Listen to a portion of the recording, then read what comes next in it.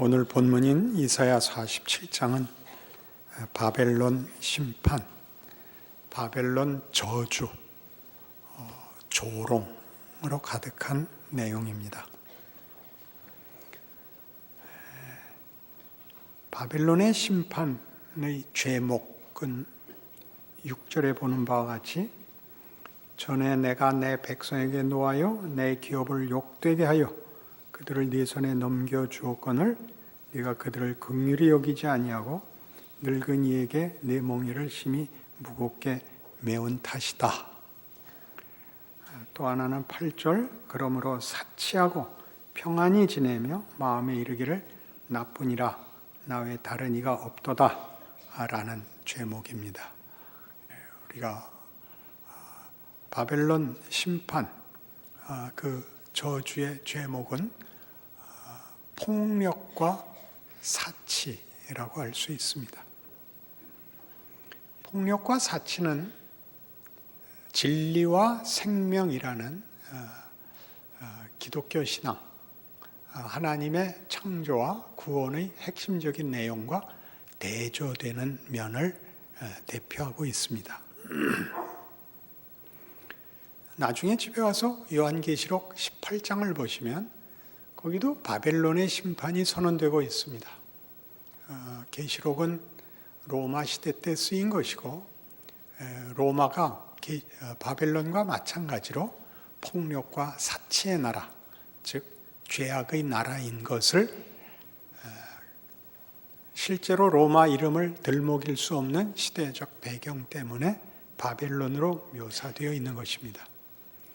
그 앞에 있었던 나라 애굽이나 아수르나 이 바벨론이나 로마나 가운데 페르시아나 다 진리와 생명을 내용으로 가지지 못하고 다만 폭력과 사치뿐인 나라인 것이었죠. 그래서 이 심판은 쉽게 죄악을 행했기 때문에 도덕이 무너졌기 때문에 이렇게 쉽게 갈 문제가 아니라 하나님께서 이것을 싫어하시기 때문에 이렇게 일단 묶으셔야 됩니다. 하나님이 싫어한다는 게 무슨 말인가 하는 것은 온 창조세계의 주인으로서 창조세계를 만들며 그의 영광과 기쁨을 담는 하나님이 가지시는 진리와 생명을 반대하는, 어떻게 반대하느냐? 외면하고 거부하여 스스로 사망을 택하는 것에 대한 하나님의 분노를 말합니다. 그러니까 우리에게 있어서 이 폭력과 사치로 소개되고 계시록 18장에서는 음행과 사치로 소개되는 이것들은 진정한 진리를, 내용을 갖고 있지 않은 그 무엇도 다만 폭력일 수밖에 없습니다. 내용을 갖고 있지 않으면 그것은 허공을 치는 것 같고 좌충우돌하고 변덕을 부릴 수밖에 없습니다. 그 생명을 가지지 않으면 생명이 가지는 아름다움과 부여함이라는 것을 가공할 수밖에 없죠. 치장할 수밖에 없습니다. 생명이 있고 그 생명이 장식을 다는 게 아니라 장식이 전부인 것이죠. 그래서 이런 문제에 대한 성경의 지적, 죄악에 대한 성경의 지적은 도덕적이거나 또는 어떤 우리가 아는 가치적 이런 추상명사나 개념과는 다른 것입니다. 대표적인 예로 진심이라는 단어를 생각해 보십시오. 진심이란 얼마나 소중한 것입니까? 그러나 진심은 자체로 내용이 아닙니다. 진심은 자세입니다.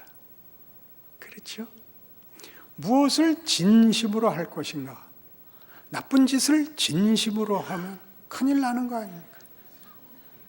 그러나 이미 우리는 우리 안에 선과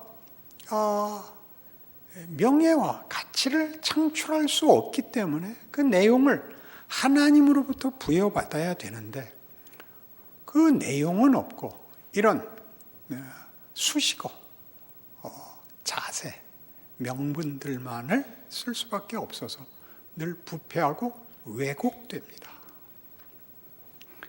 이런 하나님의 지적은 바벨론이 하나님을 대적하고 있는 나라고 이스라엘을 잡아간 나라이고 이렇게 간단하게 적대적으로 몰아붙일 것이 아닌 것이 이사야 3장, 우리 지금 보는 이사야 3장으로 돌아가 보시면 이스라엘에 대하여서도 동일한 심판을 명하고 있기 때문입니다. 이사야 3장 13절 여호와께서 변론하러 일어나시며 백성들을 심판하려고 서시도다. 여호와께서 자기 백성의 장로들과 고관들을 심문하러 오시리니 포도원을 삼킨 자는 너희이며 가난한 자에게서 탈취한 물건이 너희의 집에 있도다. 어찌해 너희가 내 백성을 짓밟으며 가난한 자의 얼굴에 맷돌질하느냐? 주 만군의 여호와 내가 말하였느니라 하시도다. 바벨론의 맷돌질, 매운 멍에, 학대, 그러니까 여기도 동일하게 지적되고 있습니다. 여호와께서도 말씀하시되 시온의 딸들이 교만하여 느린 목, 정을 통하는 눈으로 다니며 아기작거려 걸으며 발로는 쟁쟁한 소리를 낸다 하시도다. 그러므로 주께서 시온의 딸들의 정수리에 딱지가 생기게 하시며 여호와께서 그들의 하체가 드러나게 하시리라. 주께서 그날에 그들이 장식한 발목고리와 머리에 망사와 반달 장식과 귀고리와 팔목고리와 얼굴 가리개와 화관과 발목 사슬과 띠와 향압과 호신부와 반지와 코고리와 예복과 겉옷과 목도리와 손주머니와 손거울과 세마포 옷과 머리수건과 노을을 제하시리니 그때 썩은 냄새가 향기를 대신하고 노끈이 띠를 대신하고 대머리가 숱한 머리털을 대신하고 굵은 베옷이 화려한 옷을 대신하고 수치스러운 흔적이 아름다움을 대신할 것이다. 이겁니다. 모든 것이 수치가 될 것이라. 썩은 냄새가 날 것이라. 사치, 생명은 없고 장식뿐인 것, 생명은 썩어가고 망해가는 것을 하나님께서 심판하고 계십니다. 그리하여 너희의 장정은 칼에, 너희의 용사는 전란에 망할 것이며 그 성문은 슬퍼하며 곡할 것이요 시온은 황폐하여 땅에 앉으리라. 바벨론에게 한 저주와 하나도 다를 것이 없는 경고와 저주가 이스라엘에게도 떨어집니다. 내 백성으로 삼았으니 내 자식, 너희는 나 모르는 자식, 이렇게 나누어지지 않고 바벨론에게 한 경고와 바벨론에게 들이댄 잣대와 이스라엘에게 한 경고와 들이댄 잣대가 같습니다. 뭐죠? 사망의 길에 가지 마라. 생명의 길에 서라. 그렇죠? 사망의 길은 뭐냐? 하나님 없는 것입니다. 본질을 만들 수 없는 것. 진리와 생명을 만들 수 없는 자리에 가지 마라. 그래서 이 바벨론은 이 공격이 하나님의 저주와 심판이 바벨론이라는 이스라엘에게 적대적 행위를 한 원수, 주적국이라는 차원에서 욕을 먹는 것이 아님이 이렇게 드러납니다.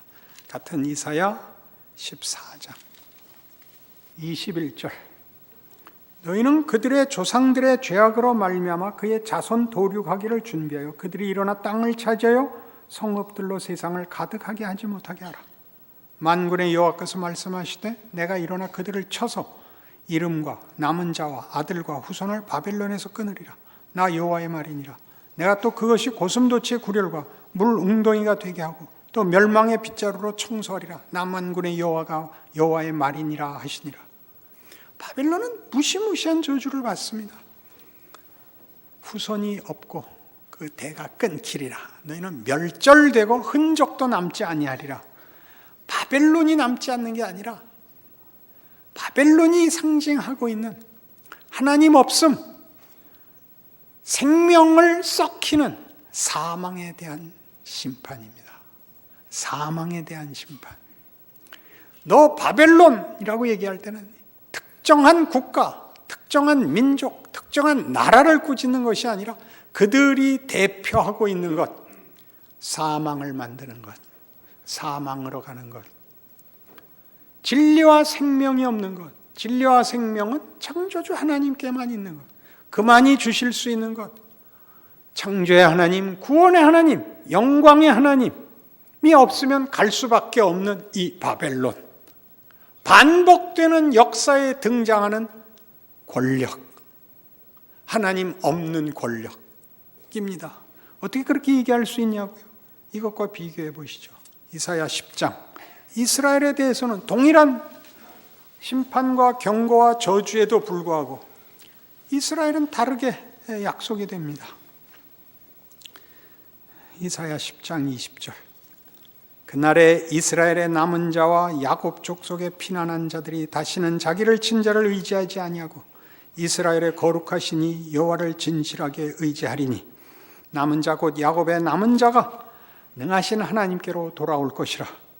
이스라엘이여 내 백성이 바다의 모래 같을지라도 남은 자만 돌아오리니 넘치는 공의로 파멸이 작정되었습니다.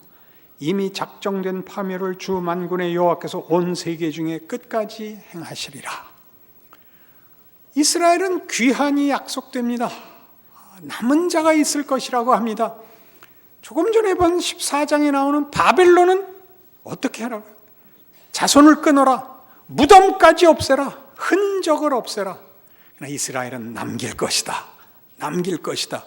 쉽게 이스라엘이고 아니니까, 선민이고 이방이니까 아니요, 둘이 다 이런 메시지를 품고 있는 것입니다. 하나님은 사망을 끊으신다, 사망을 저주하시고 사망을 멸하실 것이다. 그리고 그의 구원을 자신의 약속을 따라 열방에 기어코 행하실 것이다. 각각의 역할, 선민이라는 역할을 맡음으로써 이 약속을 담고, 선민이 아닌 이방인으로 가지는 역할이기 때문에 죽음을 선고받는 역할로 하나님이 누구신가, 하나님이 우리에게 뭘 하시려는가의 메시지를 담는 것입니다. 고린도전서 15장에 가시면 19절 이하를 보시죠. 우리가 부활을 소망해야 하는 당연한 성경의 증언입니다. 19절, 만일 그리스도 안에서 우리가 바라는 것이 다만 이 세상의 삶뿐이면 모든 사람 가운데 우리가 더욱 불쌍한 자이리라. 그러나 이제 그리스도께서 죽은 자 가운데서 다시 살아나서 잠자는 자들의 첫 열매가 되었도다. 사망이 한 사람으로 말미암았으니 죽은 자의 부활도 한 사람으로 말미암는도다. 아담 안에서 모든 사람이 죽은 것 같이 그리스도 안에서 모든 사람이 삶을 얻으리라. 그러나 각각 자기 차례대로 되리니 먼저는 첫 열매인 그리스도요, 다음에는 그가 강림하실 때 그리스도에게 속한 자요, 그 후에는 마지막이니 그가 모든 통치와 모든 권세와 능력을 멸하시고 나라를 아버지 하나님께 바칠 때라. 그가 모든 원수를 그 발 아래 둘 때까지 반드시 왕노릇 하시리니 맨 나중에 멸망받을 원수는 사망이니라. 부활이 사망을 멸해야죠. 사망을 디디고 극복하고 밟고 서는 것이죠. 그러니 사망을 저주하시고 심판하시는 이 하나님의, 오늘 이사야 47장에 너 바벨론아 하는 말은 너 사망아, 그런 말이죠. 너 사망아, 내가 기어코 너를 꺾으리라. 너 사망아, 너를 부끄럽게 하리라. 이스라엘에게 보여준, 저들이 맡은 역할 때문에 가지게 된 약속, 남은 자가 돌아오리라. 내가 너희를 남기리라. 사망은 끊고 너희의 생명은 영원케 하리라. 이렇게 소개되어 있습니다. 그러니 이 성경이 하는 이런 식의 표현이 가지는 기독교 신앙의 그 웅장함, 기독교 신앙의 그 놀라움에 대한 이해가 신자들에게 있어야 됩니다. 우리 신앙인들은 마치 우리가 이 세상이 가지는 큰 권력 속에 저 귀퉁이에 쇠빵살이 하는 것 같고 쫓겨나 숨어 있는 자 같은 그런 참담한 마음으로 세상을 살아가는 듯한 느낌을 너무 자주 받습니다. 그렇지 않습니다. 로마서 11장에 오시죠. 고린도전서 앞에 로마서 11장.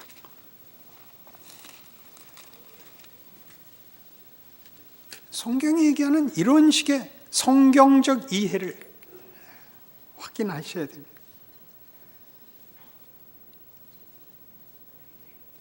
로마서 11장 11절. 그러므로 내가 말하노니 그들이 넘어지기까지 실족하였느냐? 그럴 수 없느니라.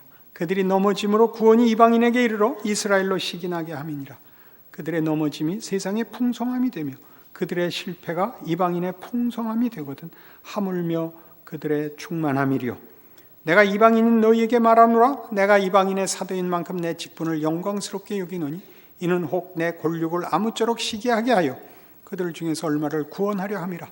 그들을 버리는 것이 세상의 화목이 되거든 그 받아들이는 것이 죽은 자 가운데서 살아나는 것이 아니면 무엇이리요.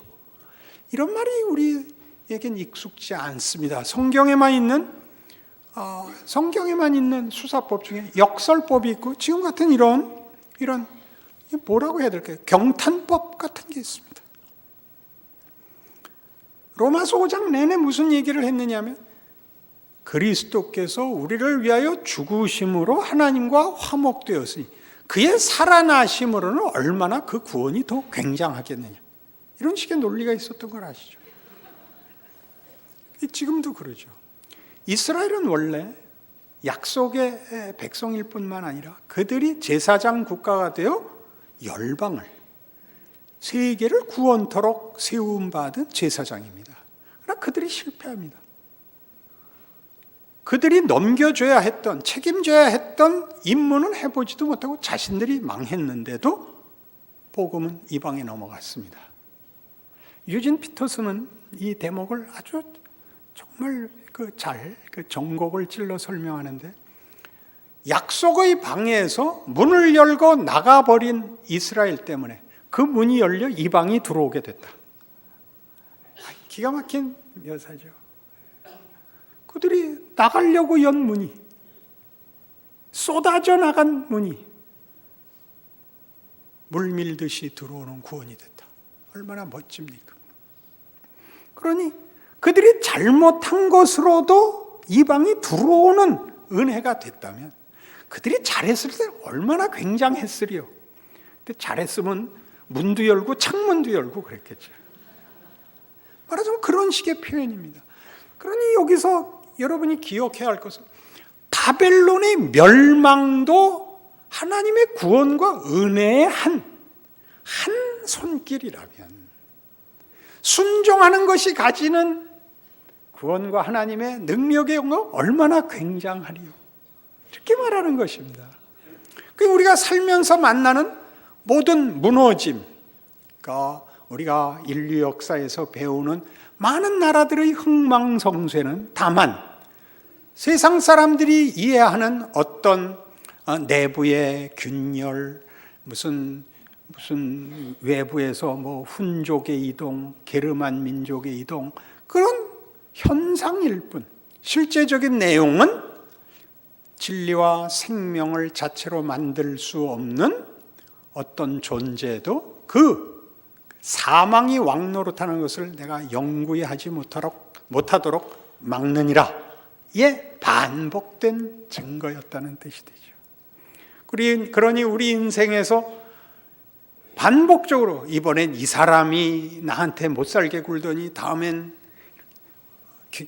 정치, 경제, 사회, 문화, 교육 이렇게 다 돼서 모든 겹겹이 반복적으로 오는 것들에 의한 내 고통 혹은 재앙이 무엇을 하고 있나 보십시오. 그 공격들이 무너지는 것들을 보십시오. 세상에 있는 말 그대로 아닙니까?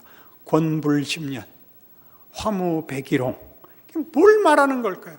헛되다는 다만 헛되다가 아니라 하나님이 사망은 대를 끊는다. 사망이 최후의 권세가 되도록 놔두지 않는다를 인류 역사 내에 반복적으로 확인하는 것이죠. 일하고 계시는 거죠. 그러니 이스라엘에게 약속한 것도 동일하게 반복적으로 일하고 계시는 거죠. 어떻게? 우리도 믿게 되지 않았습니까? 믿게 됐죠. 믿고 더 신앙적인 기대를 가지고 그 안에서 하나님의 일하심을 내가 열심을 내지 않았을 때, 이해하지 못했을 때도 우리 안에 쌓아가는 것을 보고 있습니다. 로마서 9장으로 가면 그 문제를 이렇게 표현함으로써 우리에게 더 격려하십니다. 9장 22절. 만일 하나님이 그의 진노를 보이시고 그의 능력을 알게 하고자 하사 멸하기로 준비된 진노의 그릇을 오래 참으심으로 관용하시고 또한 영광받기로 예비하신 바 긍휼의 그릇에 대하여 그 영광의 풍성함을 알게 하고자 하였을지라도 무슨 말을 하리요? 이 그릇은 우리니 곧 유대인 중에서뿐 아니라 이방인 중에서도 부르신 자니라. 로마서 9장과 10장과 11장은 이스라엘은 어떻게 될 것인가에 관한 사도 바울의 증언입니다. 뭐가 어떻게 될 것이냐? 이스라엘은 예수를 죽였거든요. 그 믿기를 거부했죠. 복음은 이방으로 넘어갔고 이스라엘은 복음의 이 자리에서 자리를 잃었습니다. 그럼 이방인이 구원 얻고 이스라엘은 이제 버려졌는가? 그렇지 않다는 거죠. 왜 그렇지 않은가? 너희가 얻은 것이 중간 고리 없이 받은 은혜인 것이 너무나 분명하지 않느냐? 이 이스라엘이 구원을 얻어야 넘어갈 수 있었던 복음이 그들이 그 역할을 하지 못한 채도 넘어갔다면 그 은혜가 왜 거부한 자에게 은혜가 작용하지 못할 이유가 있느냐 이렇게 얘기합니다. 그래서 우리 자신에 대해서 이방에 대해서 이스라엘이 실패한 것을 기다린 하나님이 이방을 버릴 수도 있었던 것을 버리지 않고 기다렸던 걸 기억해라. 이스라엘은 약속의 자녀니까 실패했을 때도 기다렸다라는 말이 될 수 있으나 그럼 이방은 뭐냐? 원래부터 선민이 아니고 죄악밖에 행할 수 없었으면 이방을 끊어버렸었던 들 무슨 하나님께 책임이 있겠느냐? 그럼 하나님이 기다렸다. 언제까지 기다렸다? 구원을 얻을 때까지 기다렸다. 이게 무슨 뜻이냐? 하나님이 진노를 참으시고 기다리시는 것이 그게 잘못이냐? 그리고 은혜로 준다고 해서 그 은혜가 값싼 것이거나 가난한 것이 아니라 매달리고 노력해야 얻을 수 있는 것보다 더 큰 것이라고 해서 그게 하나님이 잘못이냐? 하나님이 무시돼야 되느냐? 이 논리가 말이 안 되는 것이냐? 이렇게 묻고 있습니다. 기독교 신앙이 가지는 하나님, 창조주 하나님이 누구시냐? 예수 그리스도로 말미암는 구원이 무엇이냐? 역사가 무엇이냐? 현실이 무엇이냐? 인생이 무엇이냐에 대한 이것보다 더 훌륭한 위로는 없습니다. 내가 못나게 굴었느냐? 하나님이 기다리신다. 쟤는 저렇게 살았는데 왜 복을 주세요? 내가 용서하고 기다리고 지가 하지 않은 것 준 게 잘못이냐? 넌 그런 하나님이 좋냐? 저는 열심히 해서 그래, 너는 열심히 해서 너는 이미 복되고 명예롭고 영광되지 않냐? 탕자 비유에서 작은 아들과 큰 아들 하네요. 거기서 누가 더 명예로워요? 첫째, 둘째? 첫째가 명예롭죠. 어디에 관점이, 초점이 있어서 우리가 그 탕자의 비유를 밤낮 작은 아들만 얘기하죠? 돌아왔으니까. 첫째 아들은 안 나갔잖아요. 얘 내 것이다, 내 것 아니냐? 여러분의 신앙생활에서 여러분을 괴롭히는 세력이 무너져야만 되는 것이 아니라 그래서 여러분이 편하기 위하여 장애와 적대 세력이 없어져야 되는 게 아니라 사망이 없어져야죠. 사망을 끊어야죠. 그러니까 그들로 인하여 사망 노릇하는 거 보시고 사망이 뭔지 보시고 여러분이 생명 안에 있는 것이 뭔지를 비교할 수 있다면 우리의 어떤 처지도 원망할 처지가 없다라고 지금 얘기하는 대목이죠. 그러니 이사야 19장 이런 말씀 보세요. 이사야 19장 22절 23절부터 보죠. 그날에 애굽에서 아수르로 통하는 대로가 있어 아수르 사람은 애굽으로 가겠고 애굽 사람은 아수르로 갈 것이며 애굽 사람이 아수르 사람과 함께 경배하리라.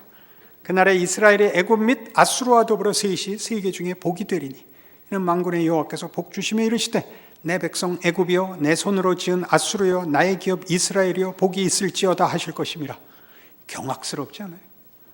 아수르는 이스라엘을 멸망시킨 이스라엘의 주적국입니다. 애굽은 늘 이스라엘 민족에겐 적국이고 또 이스라엘이 노예살이 하던 곳이었습니다. 거기서부터 탈출을 했어야 됐던 나라입니다. 그러니까 여기서 애굽이나 아수르는 이 이사야 전반부에서는 주로 아하스와 히스기야 시대를 다루고 있으니까 그때 대표적인 적국이 아수르로 등장하지만 우리 지금 보는 40장 이후에서는 시대 배경이 바벨론 포로입니다. 그때 주적국은 바벨론이죠. 이스라엘이 애굽과 바벨론과 함께 세계 중에 복이 되리라. 이런 놀라운 말을 할 수 있나요? 이런 놀라운 말을 뭘 했길래요? 사망이 하는 일을 보았죠. 폭력과 사치, 왜곡과 기만, 그걸 보았죠. 하나님이 그걸 대를 끊는 걸 보시죠. 반복적으로. 그를 물리쳐야 하고 꺾어야 하고 심판해야 될 뿐만 아니라 우리를 막으시며 그의 구원을 우리의 실제 인생 속에서 인류 역사 속에서 일하고 계심을 반복적으로 확인시켜 우리를 향한 그의 적극적 약속에 대하여 믿음을 가지고 담대함을 가지고 각자의 조건을 살아낼 수 있게 하시는 거죠. 골로새서 2장에 가봅시다.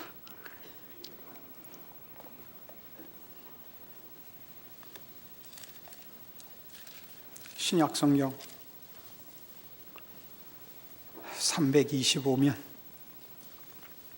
2장 14절 우리를 거스르고 불리하게 하는 법조문으로 쓴 증서를 지우시고 제하여 버리사 십자가에 못 박으시고 통치자들과 권세들을 무력화하여 드러내어 구경거리로 삼으시고 십자가로 그들을 이기셨느니라. 십자가는 뭘까요?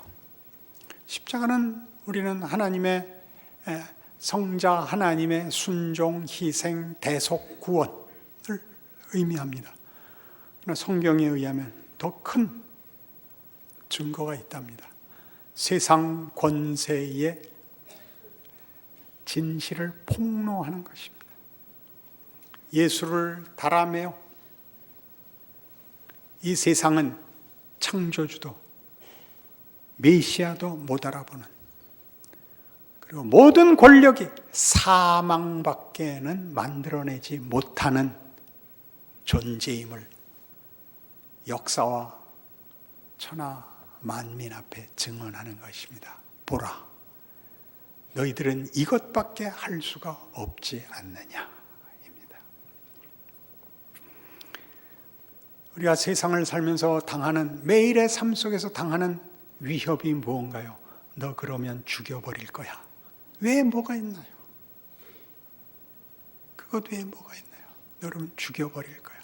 그러면 말을 들으면 안 죽나요? 거기서 하나님은 이 세상 권세를 정사의 실체를 보이시고 그걸 뒤집으십니다.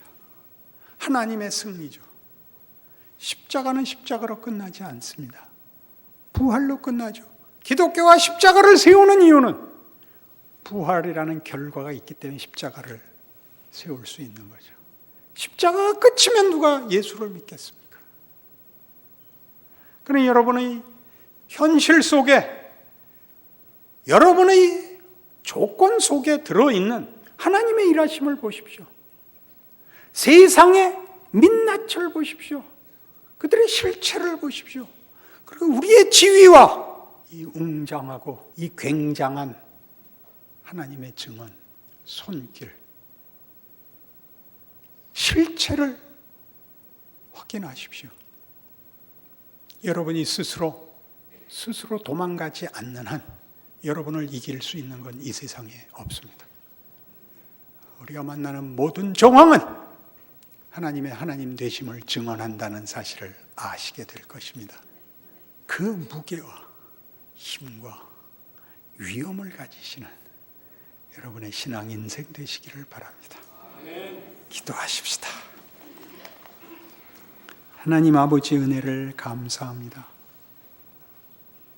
하나님의 자녀라는 이름으로 사는 부활과 생명과 진리와 은혜의 자랑을 확인합니다.